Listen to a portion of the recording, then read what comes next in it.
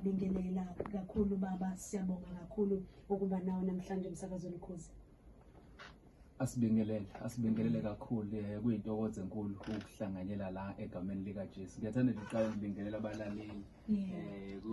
Angazi singathini kodwa nje kuyinhlanhla enkulu nomusa kaNkulunkulu ukuba sifinyelele kule ndawo. Siyabingelela kakhulu abakhona, abanye bahlezi balalele balindele ukuze ukuthi uNkulunkulu uzothini empilweni zabo egameni lika Jesu, ngoba kuyiqiniso sisiwami ukuthi kwesinye isikhathi baningi amaphimbo afinyelele empilweni yomuntu. Amanye athi mayifikile kuwo akushiya ukhathazekile, abanye mayifikile kuwe akushiye nje ungazi ukuthi uzomisa kanjani. Kodwa ke ngezwi likaNkulunkulu iBhayibheli lithi ke malifikile izwi lakhe lisipha ukukholwa.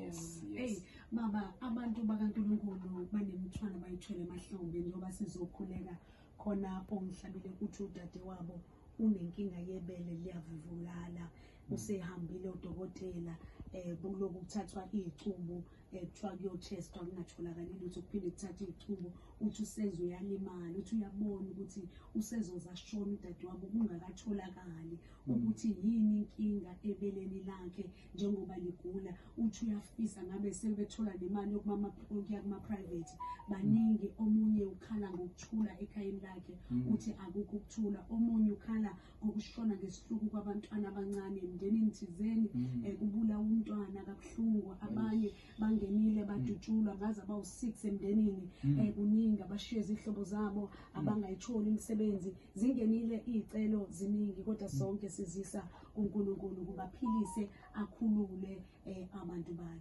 ngezwi likaNkulunkulu. Kunjalo. Into nje emangaza kakhulu nendaba ethi ayibe mnandi kakhulu ukuthi sisesikhathini la khona unyaka usanda kuqala, and abazalwane abaningi bangene emkhulekweni eminingi nenhlobonhlobo. Abanye bangene nje ko-21, abanye kuphe befuna uNkulunkulu bemfunela zona izimo kanje. Nathi nje sikuyona leyo mkhuleko nemthandazo esiza kakhulu ekuqaleni konyaka. Ngiyakhumbula nje kancane nje eBhayibhelini mawuzofunda indawo lithi iBhayibheli kunesikhathi la khona abafundi bakaJesu balethelwa indodana noma umuntu owayengaphathekile kahle enesifo sokudlikiza. Lithi iBhayibheli kuJesu ke wayekhuphukile nabanye abafundi baye entabeni, abanye babesele la phansi. Lithi iBhayibheli bamthandazela wangaphila esifeni sokudlikiza, wangaluleka kahle.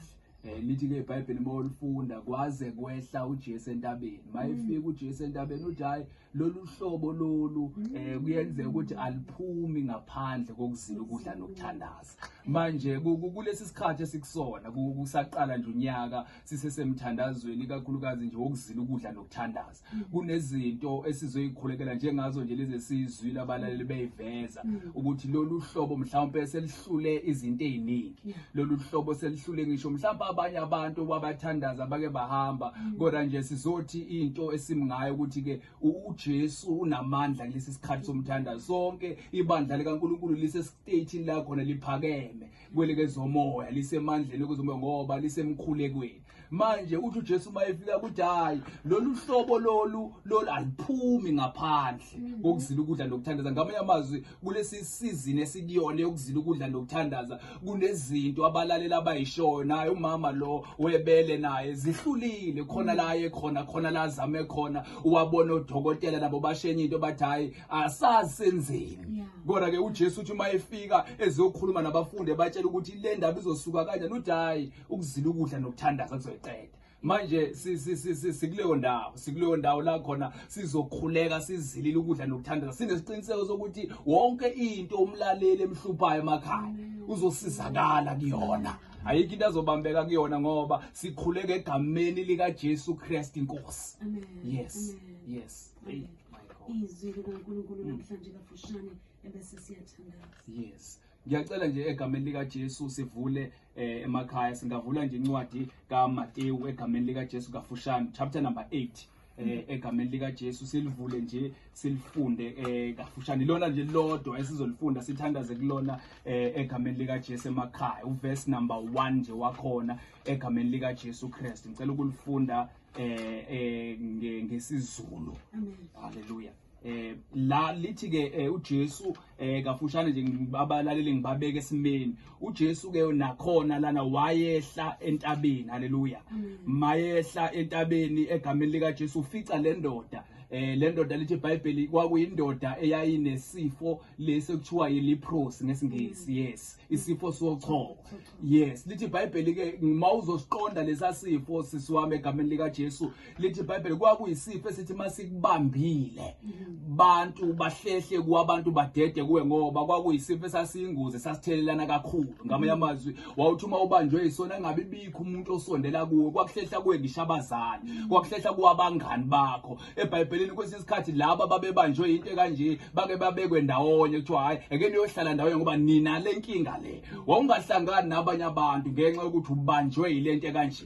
Lana ke iBhayibheli angifuna ukuba mude kakhulu ekseni ngoba ngifuna ukuthi sigcile kakhulu ekuthandazeni egameni lika. Lithi ke iBhayibheli uJesu esuka noma ehla entabeni, haleluya. Mayehla uJesu entabeni wehla uza kule ndoda lena, mind you le ndoda ishiwa abantu baqhelile kuyo, baqhela ngenxa yesimo le ndoda ebibhekene naso. Bathi hayi asikwazi ukusondela kuyena, asikwazi ukusondela eduze kuye ngoba lento kwathina siyayisaba. Kunabalaleli emakhaya izimo zabe isatshiwa ngisho nodokotela, kunabalaleli emakhaya izimo zabo eyisatshiwa ngisho abanye abantu abathandazi nenyanga nemndeni yabo uqobo isize yaqhela. Kodwa la eBhayibhelini sibona uJesu esondela kumuntu onjalo, esondela ngoba uJesu lana iBhayibheli yakuveza ukuthi wayeyumpriest, and ngokufunda incwadi nceke Nkosi liyaveza iBhayibheli ukuthi nompriest wayengavumelekile ukusondela nakahle kuyena. Kodwa uJesu simbona lana ke esondela kuye, esondela kuyo le ndoda enesifo sochoko. Usondela kuye futhi hayi ukuthi nje uyama ukhuluma naye, kodwa usondela ufika la khona eyithinta khona.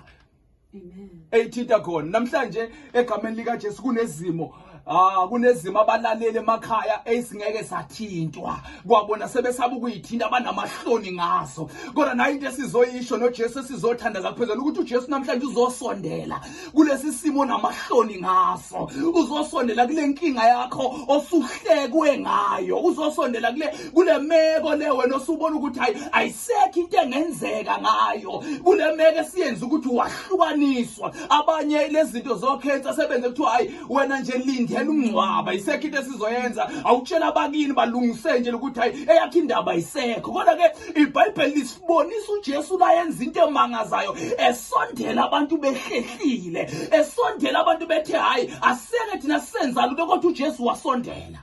Amen.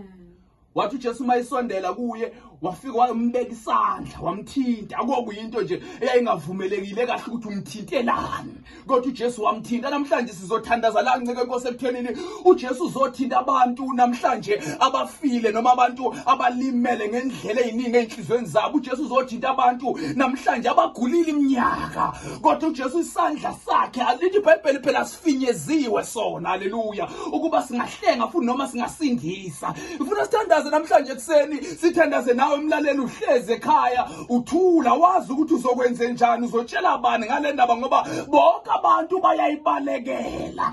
Kodwa la iBhayibheli sifunda khona lithi iBhayibheli uJesu wasondele vele entabeni, uJesu wasondele vele emthandazweni, waqonda ngqo kuyisimo sale ndoda enesifo esochoko. Waqonda ngqo egameni lika Jesu. Angifuni ukukhuluma into eyende kakhulu nceke Nkosi egameni lika Jesu, kodwa lithi iBhayibheli uJesu wafika wamtshela wathi hayi wena phila, haleluya. Wathi phila, wamnikeza ukuphila ngokumthinta abazalwane egameni la khona. Lento ithi ifane nendaba kaLazaro, la khona noLazaro naye wayeselahliwe. Ngifuna ukuthandaza la eselahliwe, elahlelwa yini uLazaro? Ulahlelwa ukuthi usefile vele, usiyanuka vele, lento yephunga akekho umuntu osefuna ukusondela kuyena, akekho umuntu osefuna ukukhuluma naye ngoba usiyanuka nokunuka insuku zasezizine ngokusho kwembhala, haleluya.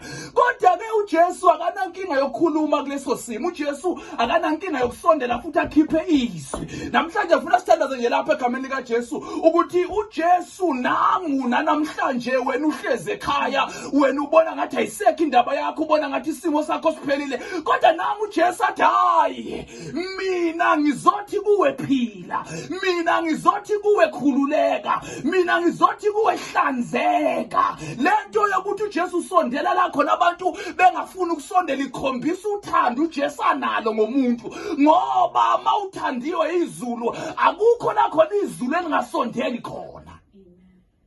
Asikho isimo esingafiki so. Izulu liyasondela thintela khona abantu benyanya khona.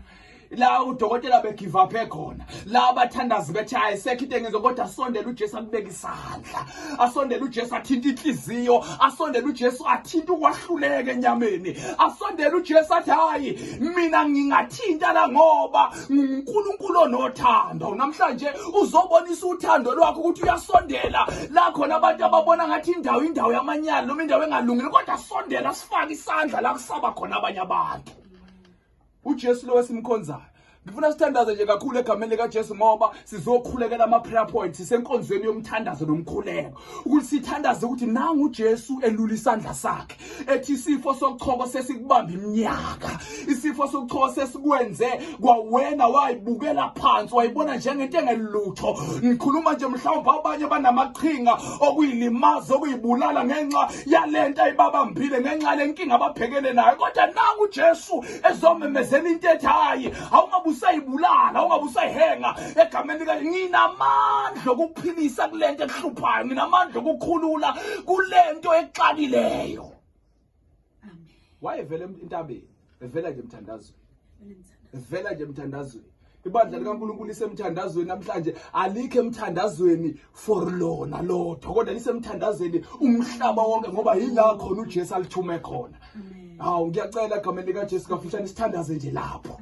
Yes, lapho sithandaze nabakhona emakhaya mawukuthi uyeza ukuthi nayi indaba yami engihluphayo, nakho la khona engeke aba nenkinga khona, nakho la ngeke ngagula khona iminyaka egameni likaJesu, nakho la noma uma unothi unencwadi evela kodokotela uvela uyibeke phansi ngoba sesiyakhuleka egameni lika uJesu uzolula isandla sakhe la khona osugive up ekhona. Mawukuthi kubhlungu emzimbeni usibeke lapha isandla, uJesu uzokwenza umahluko empilweni yakho. Lento obuyithandazela ngathi ungayikhuphula enhlizweni yakho iprayer point uyibeke manje ngoba uJesu uzodila naye.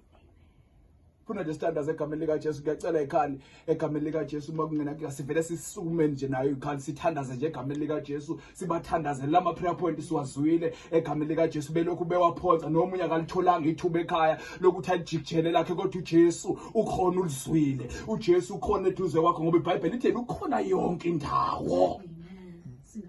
Yes.